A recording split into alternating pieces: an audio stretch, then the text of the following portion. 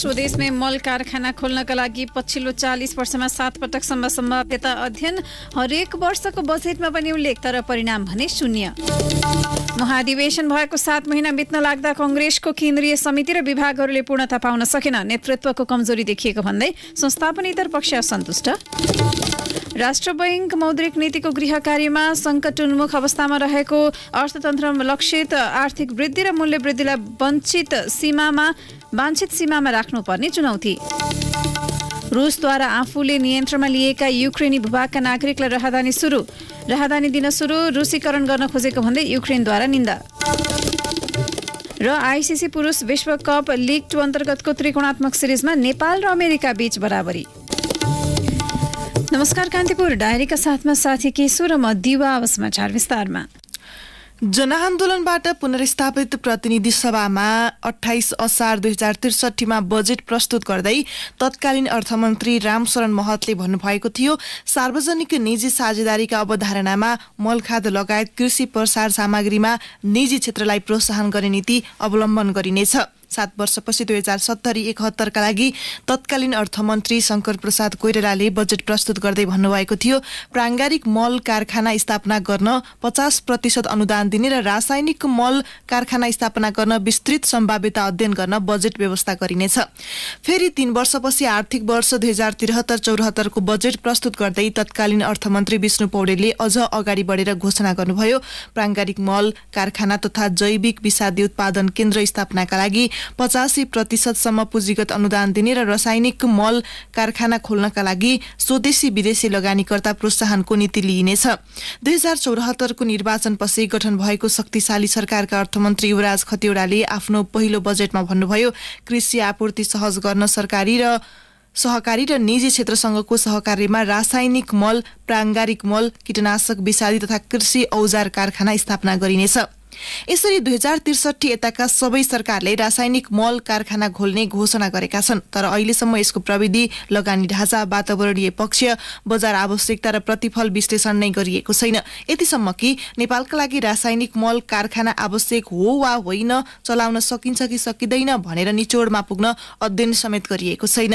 मल कारखानाको कथा यो राजनीतिक व्यवस्था भन्दा पनि पुरानो हो। रासायनिक मल कारखाना खोल्ने विषयमा पहिलो पटक 2041 भदौमा जापान सहयोग नियोग जाइकाले सम्भाव्यता अध्ययन गरेको थियो।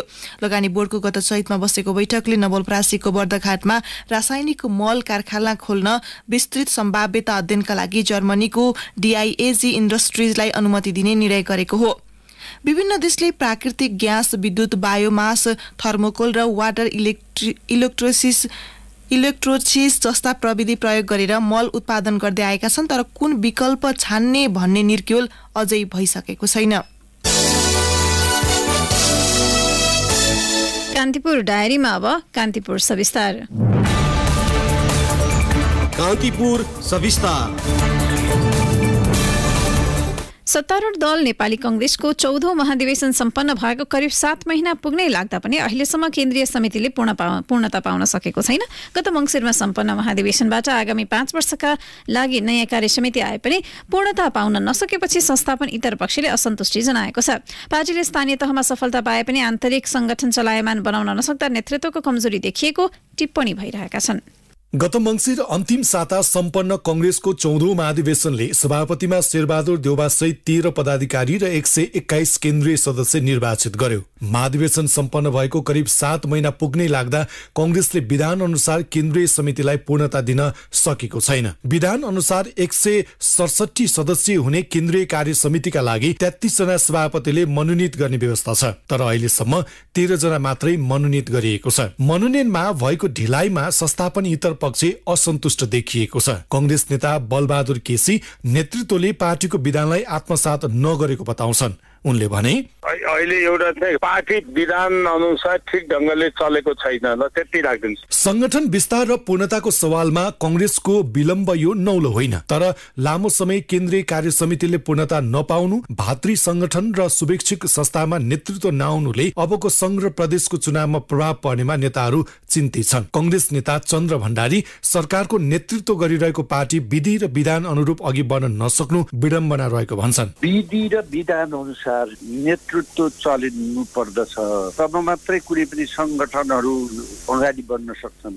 अझ विधि र विधानलाई कांग्रेसले अझ बढी पालन गर्नुपर्ने हुन्छ, किनभने उसले यो देशको नेतृत्व गरिरहेको आदरणीय नेता शेरबहादुर देउपालाई आफ्नो उत्तराधिकारी खोज्नुहोस्, जसले गर्दाखेरि सरकार चलाउनु एकै व्यक्तिले यो उमेरमा दुवैतिर चलाउन सकिँदैन र उमेरको कारणले पनि गलत मान्छेको घेरामा पुगिन्छ र आफूले कमाएको इज्जत सम्मानलाई पनि आघात पार्न सक्छ भन्ने कुरा मैले प्रस्ताव राखेको, मैले साथीहरूका सामान्य पनि राखेको, साथीहरूले यो कुरा मान्नु भएन। कांग्रेसको विधान 2017 संशोधन सहितको धारा 21 को उपधारा 10 बमोजिम पार्टी सभापतिले केन्द्रीय कार्य समितिमा मनोनयन गर्ने प्रावधान छ। गत पुस 17 र 18 गते गरी 2 पटक सभापति देउबाले 13 जनालाई केन्द्रीय सदस्यमा मनोनित गरे। विधान अनुसार झण्डै 20 जना मनोनित गर्न बाँकी छ। कांग्रेस नेता रामचन्द्र पौडेल सभापति देउबा र उनको कार्यशैली बारे यसो भन्छन्। अब मैले त बारम्बार सम्झाइराखेको भत्ताभर्ती कमिटीहरू फुलफिल गर्नुपर्छ, भर्ती संस्थाहरू फुलफिल गर्नुपर्छ, अधिवेशनहरू गराउनुपर्छ, संगठनमा गतिशीलता ल्याउनु पर्यो भन्ने कुरा मैले त सभापतिजीलाई सम्झाउने काम हो मैले गरिराखेको छु। मैले सम्झाइराखेको छु, तर अब हुन सकेको छैन। अब आफ्नो आफ्नो कार्यशैली हुन्छ, हेर्नुहोस् उहाँको बानी नै हो ढिला सुस्ती गर्ने। त्यो बानी जानी सबैले सभापति बनाइहाल्ने भएको, तर ढिला सुस्तीले पार्टी बलियो हुँदैन।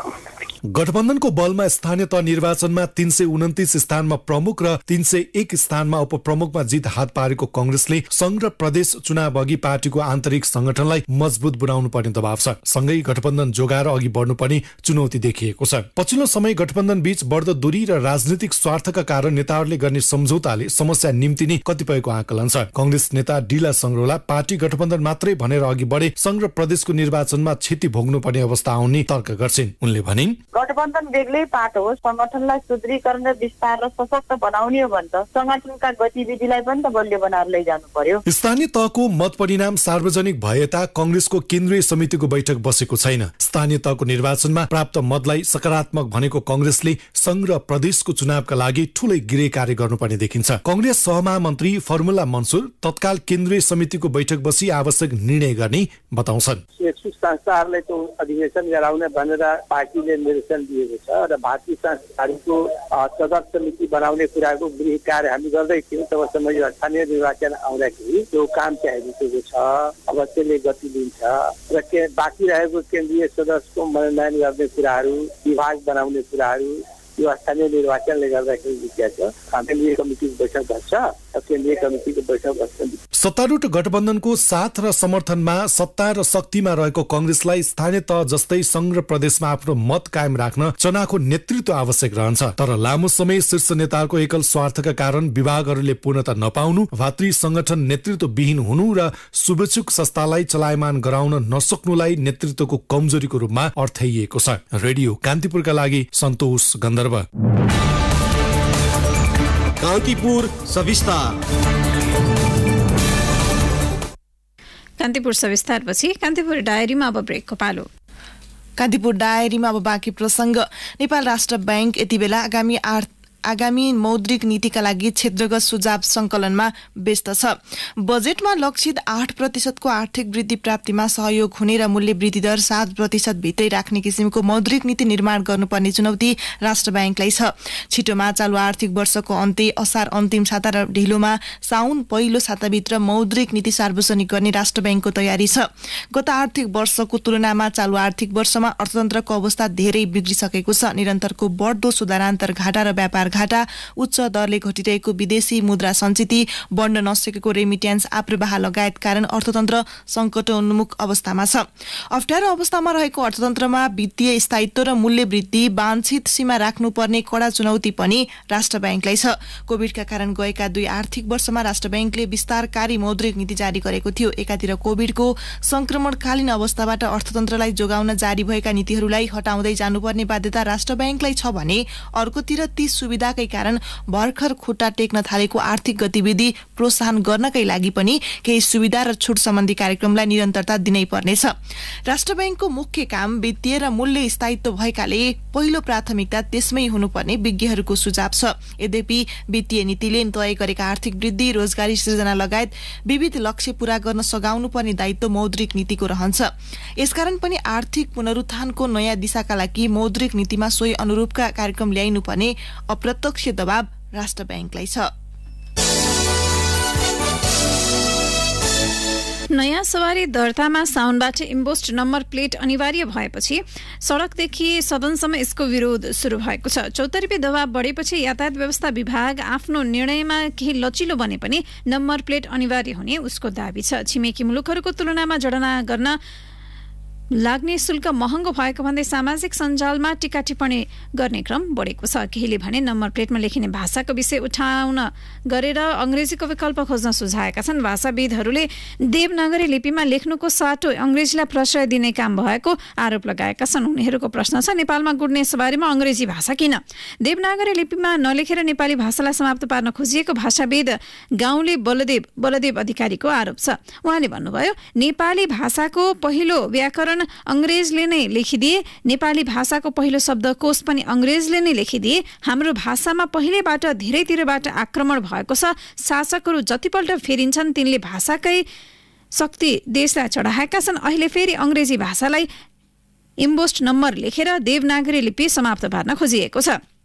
कांग्रेस सांसद मीन बहादुर विश्वकर्माले पनि केही दिन अघि संसदमा नेपाली भाषामा किन इम्बोस्ड नम्बर नलेखिएको हो भन्दै प्रश्न गर्नुभएको थियो। पत्रकार कनकमणि दीक्षितले जेठ 21मा ट्विटरमा सडक सुरक्षा र चुस्त नियमनका लागि देवनागरी लिपिमा नम्बर प्लेट हुनुपर्ने उल्लेख गर्नुभयो। यसबारे पहिलादेखि धेरै बहस चलिरहेकाले सर्वोच्च अदालतले यस सम्बन्धी न्यायिक निरूपण गरिसकेको यातायात व्यवस्था विभागका सूचना अधिकारी ईश्वरी दत्त पनेरूले बताउनुभयो। उहाँले भन्नुभयो, सर्वोच्चबाट निर्णय भइसकेको कुरामा हामीले चाहेर पनि केही गर्न सक्दैनौँ। यो हामीले आपसमा निर्णय गरेको विषय होइन। यातायात व्यवस्था ऐन 2049 को 2074 मा संशोधित अनुसूची 2 मा प्रष्ट व्यवस्था छ। सर्वोच्चबाट भएको निर्णय विभागले कार्यान्वयन मात्र गरेको उहाँको भनाइ छ। इम्बोस्ड नम्बर प्लेट देवनागरी लिपिमा हुनुपर्ने माग नागरिक स्तरबाटै आउन थालेको छ। मस्यौदा तयार भएको वर्ष दिन पुग्दा पनि पशुपति क्षेत्रको गुरुयोजना पारित भएको छैन। 2 वर्ष अघि नै पशुपति क्षेत्र विकास कोषबाट पारित भएको गुरुयोजना मन्त्री परिषदमा पास गर्ने तयारी हुँदै गर्दा विवाद भएको थियो। तत्कालीन संस्कृति पर्यटन तथा नागरिक उड्डयन मन्त्री योगेश भट्टराईले गुरुयोजना रद्द गरेर फेरि अर्को समिति बनाउनु भएको थियो। अर्को समितिले मस्यौदा तयार गरेर पशुपति क्षेत्र विकास कोष सञ्चालक परिषदले पास गरिसके पनि मन्त्री परिषदले भने पारित गरेको छैन। 2 वर्ष अघि पशुपति क्षेत्रको प्राचीनता ऐतिहासिकता मासिने गरी कोष सञ्चालक परिषदले भू उपयोगिता सहितको 100 वर्षीय गुरुयोजना पारित गरेपछि विवादित बनेको थियो। गुरुयोजनामा भएका केही बुदा कान्तिपुरले सार्वजनिक गरेपछि पुरानो गुरुयोजनामाथि बहस सुरु भएको थियो। आर्यघाट हटाउने, प्राङ्गण विस्तार गर्ने नाममा पश्चिम गेट भत्काउने, ब्रह्मनाल सारेर भस्मेश्वर र शब्दहा गृहसम्म विस्तार गर्ने, प्राचीन बस्ती हटाउने सम्मका व्यवस्था थिए। विवाद भएपछि 1 महिनाभित्र प्रतिवेदन बुझाउने गरी संस्कृति मन्त्रालयका 2 सहसचिव र पुरातत्व विभागका महानिर्देशक सहित 3 सदस्यीय अध्ययन समिति बनेको थियो। गुरुयोजनाकार काइवाई जेले भन्नुभयो, पशुपति क्षेत्रमा विगतमा भएका गल्ती सच्याउने र नयाँ संरचना बनाउन निरुत्साहित गर्ने गरी नयाँ गुरुयोजनाको मस्यौदा तयार भएको छ। समितिका संयोजक चन्द्रमणि अधिकारीले पशुपति क्षेत्रको विशिष्टता संवेदनशीलतालाई ध्यान दिएर यस क्षेत्रको संरक्षण व्यावहारिक रूपमै सफल होस् भन्ने उद्देश्यले गुरुयोजना तयार पारेको दावी गर्नुभयो। अधिकारीले यस्तो दावी गरे पनि पशुपति क्षेत्रका विज्ञ भने गुरुयोजना पाशुपत क्षेत्रको मर्म नबुझेर ल्याइएको टिप्पणी गर्छन्। बर्दियामा शक्तिशाली हावाहुरीका कारण रुख ढलेर थिच्दा 12 वर्षीय बालकको मृत्यु भएको छ। हिजो साँझ मधुवन 7 मा अमृत थापाको मृत्यु भएको हो। मृतक थापाको सब पोस्टमार्टमका लागि जिल्ला अस्पताल गुलरिया लगिएको प्रहरीले जनाएको छ। प्रहरीका अनुसार बाख्रा चराउन गएका थापा हावाहुरी आएपछि सुरक्षित स्थानको खोजीमा एउटा घर नजिकै पुगेपछि घर नजिकको आँपको रुख ढलेर उनलाई थिचेको थियो। हावाहुरीले दर्शनौं घरका छाना उडाउनुका साथै 100 भन्दा बढी रुख र बिजुलीका पोल ढलेको जिल्ला प्रहरी कार्यालय प्रहरी उपरीक्षक वीरेन्द्र बहादुर शाहीले बताउनुभयो। प्रारम्भिक विवरण अनुसार अहिलेसम्म 8 जना घाइते भएको प्रहरी उपरीक्षक शाहीको भनाइ छ। हावाहुरीका कारण बर्दियाका अधिकांश स्थानमा विद्युत लाइन समेत काटिएको छ, साथै ठूलो मात्रामा अन्नबाली पनि नष्ट भएको छ। यद्यपि क्षतिको पूर्ण विवरण आइसकेको छैन। अन्तर्राष्ट्रिय श्रम संगठन ILOले व्यवसायजन्य सुरक्षा र स्वास्थ्य सम्बन्धी महासन्धिलाई नयाँ अन्तर्राष्ट्रिय श्रम मापदण्डका रूपमा घोषणा गरेको छ। यसअघि अन्तर्राष्ट्रिय श्रम मापदण्डका रूपमा 4वटा मात्रै विषय स्वीकार गरिएको थियो। जेनेभामा जारी अन्तर्राष्ट्रिय श्रम महासभाले शुक्रबार व्यवसायजन्य सुरक्षा र स्वास्थ्यलाई महासन्धिका रूपमा स्वीकारेको घोषणा गरेको हो। यसअघि सबै देशले पालना गर्नुपर्ने गरी बाल श्रमको अन्त्य, बाधा श्रमको अन्त्य, समानता र संगठन स्वतन्त्रता तथा सामूहिक सौदाबाजीलाई कार्यस्थलको मौलिक महासन्धि भन्दै आएको थियो। ILOले 1998 देखि सबै देशले अनिवार्य पालना गर्नुपर्ने गरी महासन्धि जारी गर्दै आएको छ। 29, 87, 98, 100, 105, 111, 138 र 182 नम्बरलाई मुख्य महासन्धि मानिएको थियो। अब 155 र 187 लाई पनि समावेश गरिएको छ। नेपालले व्यवसायजन्य स्वास्थ्य र सुरक्षा सम्बन्धी महासन्धिले अनुमोदन नगरे पनि नयाँ श्रम ऐनमा भने यस महासन्धिका महत्वपूर्ण विषय समेटिएको छ। श्रम कानून विज्ञ समेत रहेका पूर्व महान्यायाधिवक्ता रमेश बडालका अनुसार श्रमिकको कार्यस्थल सुरक्षाको प्रबन्ध गर्न यसले थप दबाव पुग्ने बताउनुभयो। ILOको अनुसार विश्व श्रम बजारमा व्यवसायजन्य सुरक्षा तथा स्वास्थ्यको अभावमा हरेक वर्ष 30 लाखको मृत्यु हुने गरेको छ। चीन सरकारले लगानी गरेको हेटौँडा कपडा उद्योग झण्डै 22 वर्षदेखि बन्द छ। 2032 सालमा निर्माण भएको उद्योग लगातार घाटामा गएपछि 2057 फागुन 1 मा बन्द भएको छ। सरकार परिवर्तनसँगै उद्योग सञ्चालन गर्ने वा उत्पादन गरेर सम्पत्ति बाँडफाँड लिक्विडेसनको प्रक्रियामा जाने भन्नेबारे अन्यल हुँदा 22 वर्षसम्म सञ्चालन भएको उद्योग पूर्ण रूपमा बन्द हुन पुगेको हो। आगामी आर्थिक वर्ष 2079-80 को बजेट संघीय संसदमा प्रस्तुत गर्दै अर्थमन्त्री जनार्दन शर्माले हेटौँडा कपडा उद्योग सञ्चालनमा ल्याउने घोषणा गर्नुभयो। अर्थमन्त्री शर्माले बन्द कपडा उद्योगलाई उपयुक्त ढाँचामा सञ्चालन गर्ने बताए पनि सहज भने देखिँदैन। सरकारले रुग्ण उद्योग सञ्चालन गरी त्यहाँबाट उत्पादित कपडा सार्वजनिक पद धारण गरेका व्यक्तिले लगाउने बजेट मार्फत घोषणा गरेको छ। उद्योगको भवनको स्तरोन्नति गर्नुपर्ने अवस्था छ। पुरानो मेसिनले अहिलेको बजारमा प्रतिस्पर्धा गर्न नसक्ने हुँदा मेसिन मर्मत गर्नुपर्ने वा नयाँ थप गर्नुपर्ने हेटौँडा औद्योगिक क्षेत्र लिमिटेडका प्रमुख राजेन्द्र कणेलले बताउनुभयो। उहाँले भन्नुभयो, अहिलेकै अवस्थामा उद्योग सञ्चालन गर्न सकिन्न। यदि सञ्चालन गरेर उद्योग पुनः घाटामा जाने पक्का छ, त्यसैले नयाँ ढंगबाट अगाडि बढ्नुपर्छ। उहाँका अनुसार उद्योगमा रहेका मेसिन मर्मत गर्न चीनबाट जनशक्ति ल्याउनुपर्छ। केही दिन अघि उद्योग सञ्चालन गर्ने विषयमा उद्योग मन्त्रालयको समिति समेत गठन भएको छ। कान्तिपुर डायरीमा अब ब्रेकको पालो। कान्तिपुर डायरीमा अब आर्थिक प्रसङ्ग। पछिल्ला सातामा वाणिज्य बैंकहरूमा निक्षेप थपिन थालेको छ। सोही क्रममा गत साता मात्र वाणिज्य बैंकहरूमा करिब 7 अर्ब रुपियाँ निक्षेप थपिएको राष्ट्र बैंकको तथ्याङ्क छ। गत चैत मसान्तको तुलनामा वैशाखमा निक्षेप घटेको थियो। त्यति बेलाको निक्षेपमा आएको कमीलाई वैशाख 30 को स्थानीय तहको निर्वाचनका लागि पैसा बाहिरिएको रूपमा विश्लेषण गरिएको थियो। जेठ लागेपछि भने निक्षेपमा निरन्तर सुधार आउन थालेको छ। यसलाई निर्वाचनका लागि बैंकबाट बाहिरिएको पैसा पुनः बैंकमा फर्किन थालेको रूपमा विश्लेषण गरिएको छ। राष्ट्र बैंकका अनुसार गत शुक्रबारसम्म वाणिज्य बैंकहरूको कुल निक्षेप 43 खर्ब 90 अर्ब रुपियाँ पुगेको छ। गत चैत मसान्तमा यस्तो निक्षेप 43 खर्ब 89 अर्ब रुपियाँ थियो। वैशाख 30 मा यस्तो निक्षेप 43 खर्ब 70 अर्ब रुपियाँमा झरेको थियो। जेठमा रेमिट्यान्स आप्रवाहमा पनि केही सुधार भएको राष्ट्र बैंकले जनाएको छ। अघिल्ला महिनाको तुलनामा आयातको वृद्धि दरमा कमी आएको, रेमिट्यान्स आप्रवाहमा सुधार भएको, निर्वाचनका क्रममा खर्च भएको रकम बिस्तारै बैंकिङ प्रणालीमा आउन थालेको लगायत कारण पछिल्ला साताहरूमा निक्षेपमा लगातार वृद्धि भएको बैंकहरू बताउँछन्। नुवाकोटको कगनी गाउँपालिका स्थित विद्युत प्रसारण लाइनको तारमा झुन्डिएका व्यक्तिलाई नेपाली सेनाको टोलीले उद्धार गरेको छ। मानसिक सन्तुलन गुमाएका भनिएका 45 वर्षीय माइला विकलाई नेपाली सेनाको जबरजङ गणको सेना प्रहरी र सशस्त्र प्रहरी बलको टोलीले उद्धार गरेको हो। उनलाई ललितपुर स्थित पाटन मानसिक अस्पताल ल्याइएको छ। उनी बिहान 11 बजे पोलमा चढेपछि हिजो दिनभर जसो मुलुकका विभिन्न भागमा विद्युत सेवा प्रभावित भएको थियो, जसका कारण झण्डै 1 करोड रुपियाँ घाटा भएको विद्युत प्राधिकरणले जनाएको छ। विक विद्युतको पोलमा चढ्न थालेपछि प्राधिकरणले बिजुली काटेको थियो, जसका कारण माथिल्लो त्रिशुली 3A र अर्को 5 मेगावाटको जलविद्युत आयोजनाबाट उत्पादित बिजुलीको प्रसारण प्रभावित भयो। प्रणालीमा ठूलो परिमाणमा बिजुली अभाव भएपछि लोड व्यवस्थापनका लागि भारतबाट पनि विद्युत ल्याइएको थियो।